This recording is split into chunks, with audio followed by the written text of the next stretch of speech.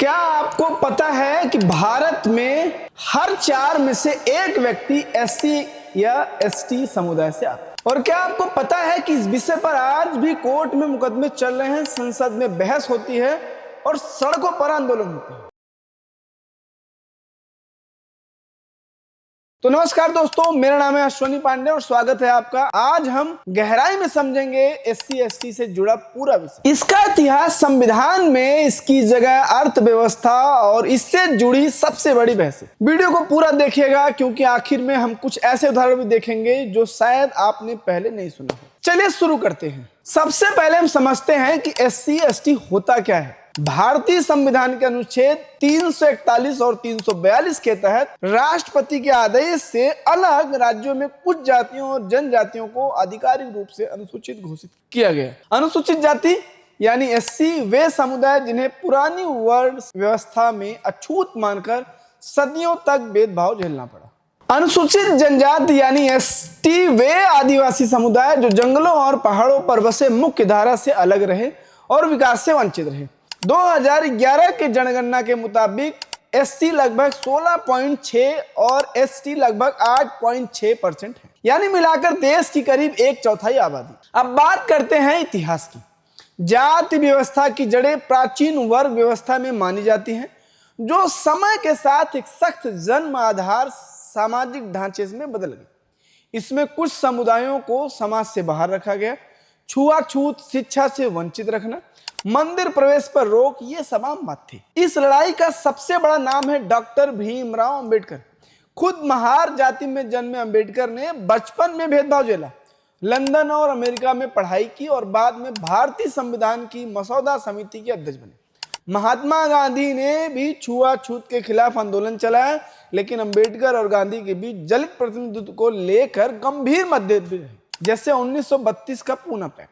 अब बात करते हैं संविधान ने इन्हें क्या अधिकार दिए। पहला, अनुच्छेद 15 और 16 जाति आधारित भेदभाव पर रोक और नौकरियों में आरक्षण की अनुमति। दूसरा, अनुच्छेद 17 छुआछूत को पूरी तरह गैर कानूनी और दंडनीय अपराध घोषित किया गया। तीसरा, अनुच्छेद 46 राज्य को निर्देश की वो इन शैक्षिक और आर्थिक हितों की रक्षा करे। चौथा, अनुच्छेद 330 और 332 लोकसभा और विधानसभाओं में सीटों का आरक्षण। और इसके अलावा एससी एसटी अत्याचार निवारण अधिनियम 1989 जो उत्पीड़न और हिंसा रोकने के लिए बनाया गया खास कानून है। अब समझते हैं कि आरक्षण व्यवस्था को, इसका मकसद था सदियों के सामाजिक बहिष्कार की भरपाई करना और शिक्षा, नौकरी, राजनीति में बराबरी का मौका देना। आज के समय में केंद्रीय स्तर पर एससी को 15% और एसटी को 7.5% आरक्षण मिलता है। सरकारी नौकरियों और शिक्षण संस्थानों में संसद और विधानसभाओं में भी सीटें आरक्षित हैं।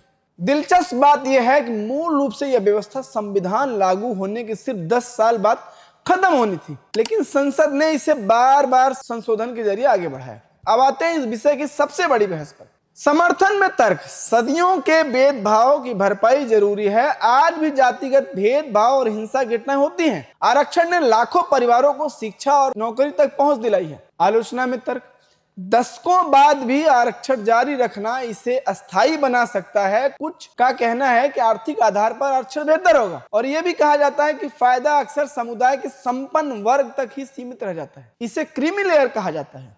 यह बहस आज भी कोर्ट में चलती है, इंदिरा साहनी केस से लेकर हाल के मराठा और ईडब्ल्यूएस आरक्षण के फैसलों तक।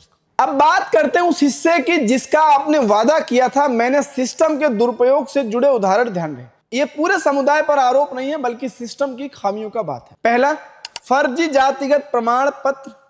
कई मामलों में गैर एससी एसटी लोगों ने फर्जी दस्तावेज के प्रमाण पत्र बनवाए। महाराष्ट्र, कर्नाटक, राजस्थान जैसे जांचों में हजारों फर्जी सर्टिफिकेट रद्द हुए। दूसरा, क्रीमी लेयर विवाद। आलोचकों का कहना है कि फायदा अक्सर पहले से संपन्न परिवारों तक ही सीमित रहता है। 2018 के जर्नैल सिंह केस में सुप्रीम कोर्ट ने इस पर टिप्पणी की थी। तीसरा, राज्य दर राज्य जाति। माइग्रेशन एससी एसटी सूची राज्यवार अलग होती है, तो कुछ मामलों में एक राज्य में दूसरे राज्य के दर्जे का गलत दावा करने के आरोप लगे।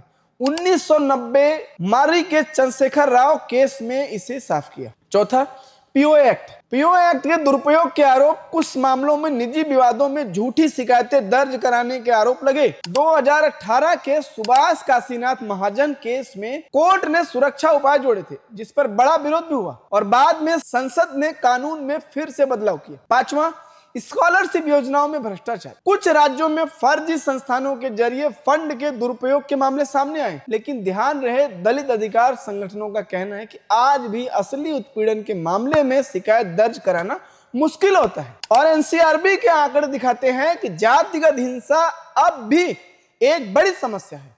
तो ये मुद्दा दोनों तरफ से देखना जरूरी है।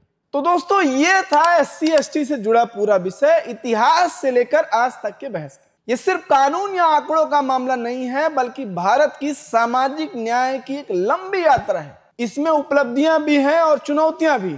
अगर वीडियो पसंद आया हो तो लाइक करें, चैनल को सब्सक्राइब करें और कमेंट में बताएं आपकी इस विषय पर क्या राय है।